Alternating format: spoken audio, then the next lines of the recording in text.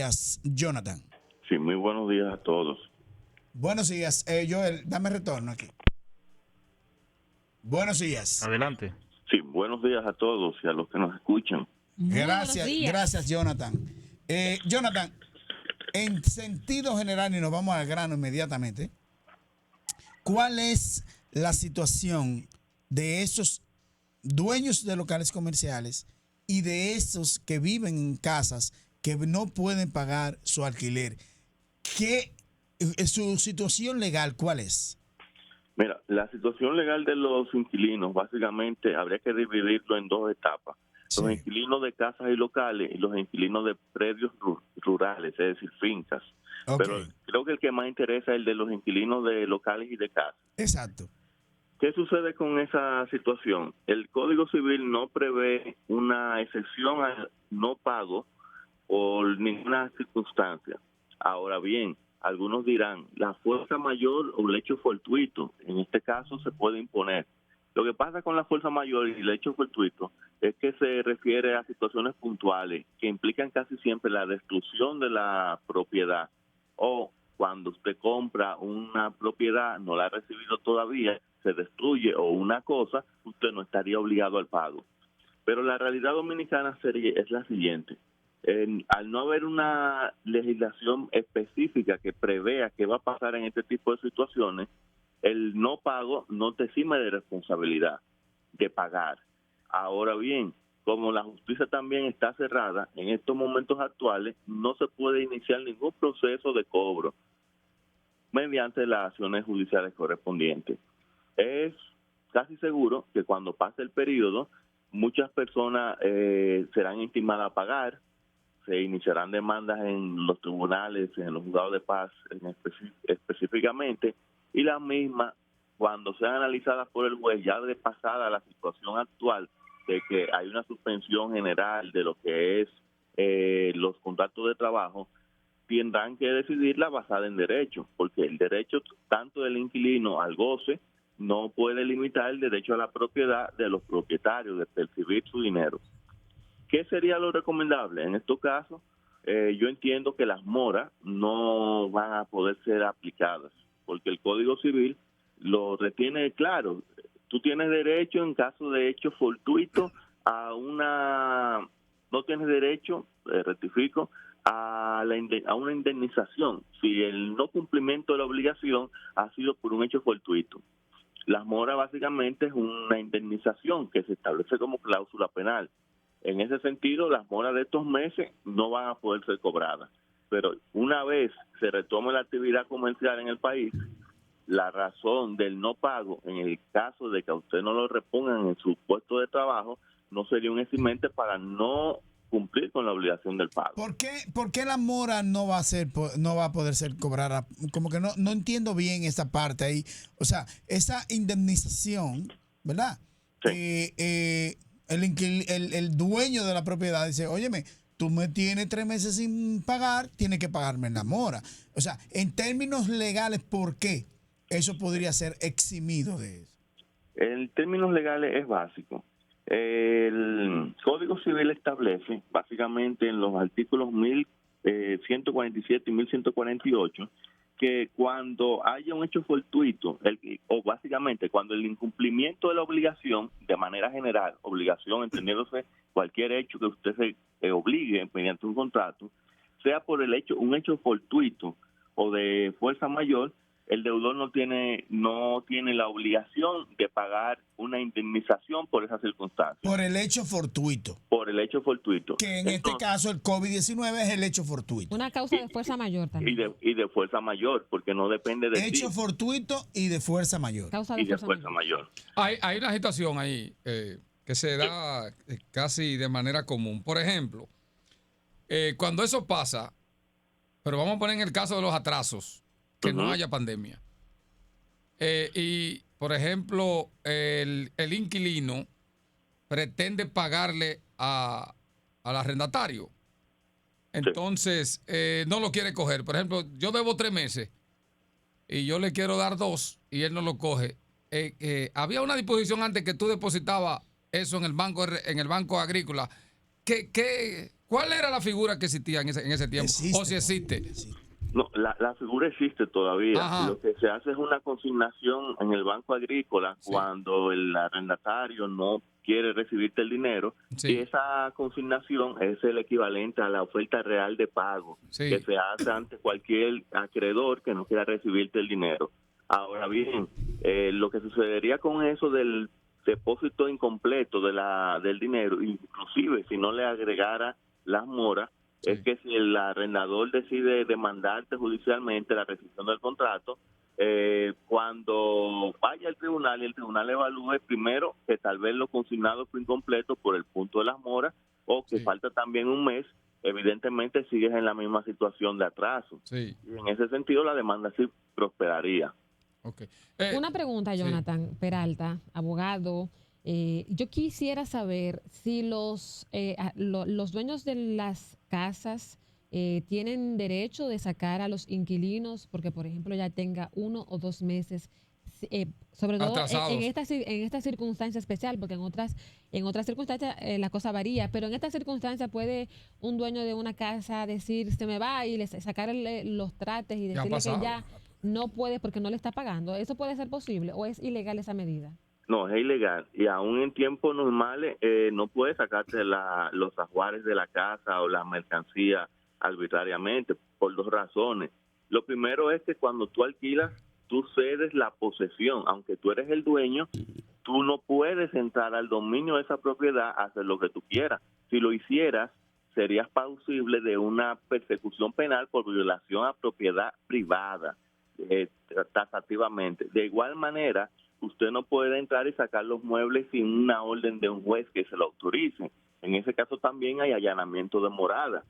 Y aún un poco más grave todavía ahora en la fecha actual, como hay una ley de fuerza pública que ya se emitió, usted la necesita. Si usted va aún con una sentencia de un tribunal y no tiene el auxilio de la fuerza pública provista por el Ministerio Público, usted también es plausible de una persecución penal por violar esa disposición que expresamente así lo consigna.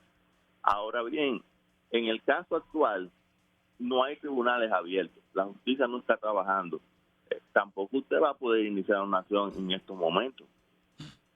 Otra pregunta, escúchame, Lía, otra pregunta. Por ejemplo, el mes del depósito, en caso de que se pueda atrasar el inquilino, pudiera decirle al arrendatario, mira, no te puedo pagar este mes, toma el depósito y yo estoy consciente que ya cuando se me cumpla el contrato me pueda ir sin problema. ¿Se puede hacer eso? Mira, yo diría que aunque la mayoría de los contratos establecen que no, porque la figura del depósito es como una garantía para cualquier tipo de reparaciones.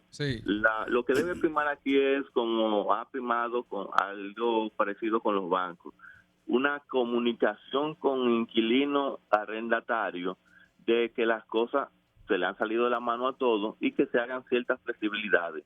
Obviamente, si lo vemos solamente frío, legalmente, los depósitos no se pueden aplicar a meses vencidos. No se pueden aplicar. Los depósitos son garantías, e inclusive la mayoría de los contratos aún expresamente lo consignan de esa manera para evitar esa situación.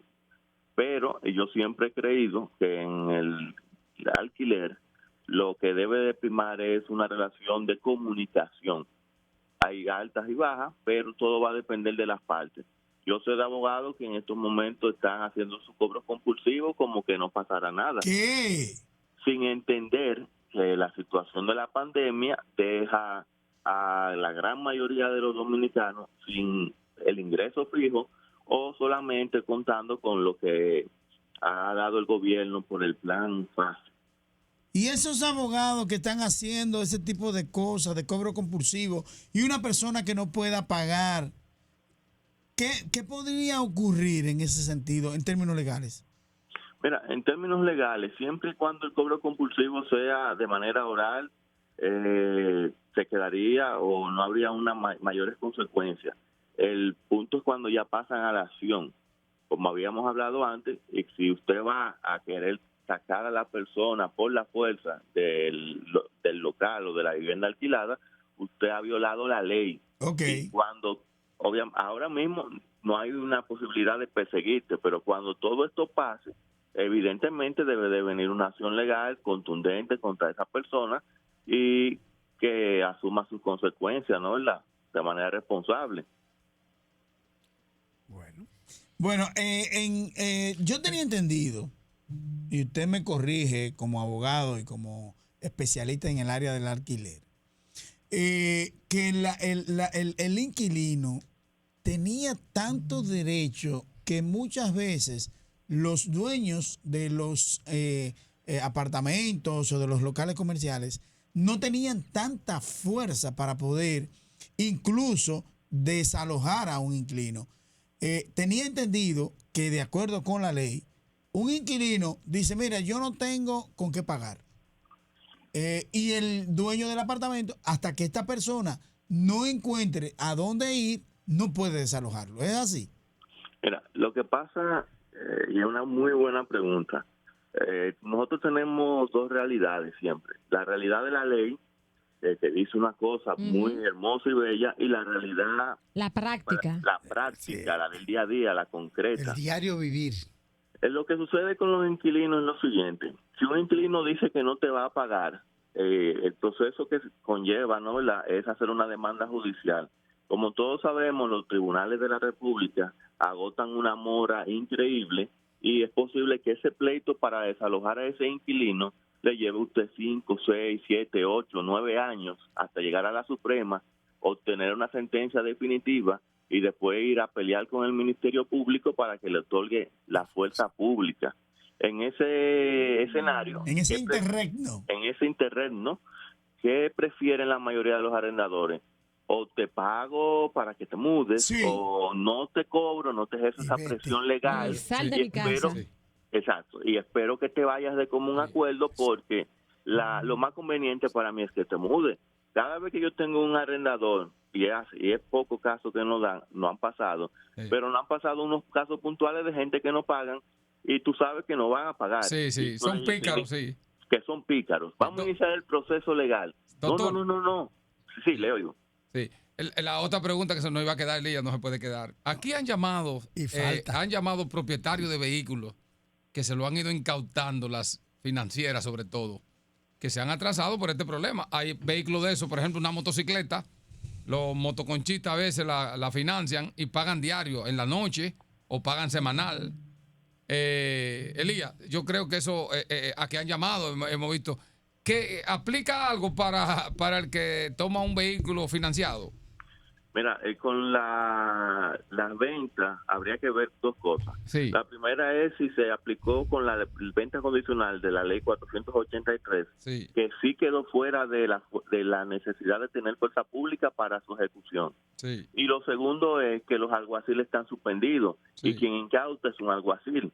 Sí. Entonces, si a usted le incautaron un motor, un vehículo en el momento actual y fue un alguacil, evidentemente la incautación ha sido irregular y debe ser perseguida. Pero ¿cuántas incautaciones irregulares? Pero aquí han llamado mucha gente diciendo que le han quitado los vehículos y que lo están intimando. Taxistas principalmente. Y otros que lo están intimando. Exacto. Sí, adelante, doctor. Entonces, la situación... Otra situación sería que hay que ver qué tipo de garantía se tomó cuando se hizo el contrato de la venta de la motocicleta, porque muchas veces ese tipo de financieras te ponen a firmar entregas voluntarias, que es ilegal, pero el que va a comprar un motor o un vehículo no lee, o si lo lee, la letra chiquita tiene que adherirse porque no tiene de otra. Y ellos vienen, no, usted me lo entregó voluntariamente, violando la ley, haciendo simulaciones groseras. Doctor, en otro orden, volviendo a lo del inquilinato, yo tengo entendido que esa ley, que cuando se comenzó a aplicar de una forma contundente, fue aprobada en uno de los gobiernos de Joaquín Balaguer. Sí, un decreto ley. Sí, y que ese decreto ley tuvo su origen en el sistema de inquilinato de la ciudad de Moscú, en Rusia, de aquella época, en que le da unos derechos prácticamente, aunque no fuera de propiedad, pero como si lo fuera, al inquilino. ¿Usted cree que realmente eso se mantiene, eso de que un inquilino no puede ser desalojado tan fácilmente de un inmueble? Yo quisiera decir que no, profesor William. Sí. Sí, usted fue mi profesor. Pero la realidad es que por el sistema jurídico que tenemos hay una gran facilidad de usted quedarse mucho tiempo y que el desalojo sea tortuoso, por así decirlo. Precisamente. Es un asunto del sistema jurídico que tenemos que no se ha adaptado ni se ha adecuado a los tiempos. Por eso muchas veces los contratos de alquiler son contratos grandes, con garantes, con muchas cláusulas, muchas penalidades, para que el pícaro no consiga un garante que firme por él. Y mucho gusto, Jonathan. Pero mira, hemos hablado de pícaro, Jonathan, y perdóname que te tutee de esa manera. Es joven, pero me inspiras confianza. Pero también existe, o sea, no el pícaro, sino el que no puede pagar porque no tiene dinero. Es decir, o sea, no tengo con qué pagar. ¿Qué hago? O sea, ¿qué pasa? Tú estás hablando de una circunstancia normal. Te tienes que mudar, pero no tengo para dónde irme. Es que no tengo para dónde ir, pero entonces... ¿Qué hacer en ese caso? Mira, esa es una situación compleja y delicada.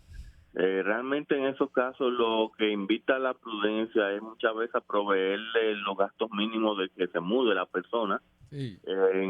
Si la persona es consciente, así lo asumirá, dirá, bueno, yo no puedo pagar el alquiler, no tengo trabajo, no consigo todavía, yo voy a entregar la propiedad voluntariamente y me iré donde un familiar. Sí. En el caso de que esa condición se mantenga y el inquilino no toma esa decisión, evidentemente tendría que hacer el proceso judicial. Sí.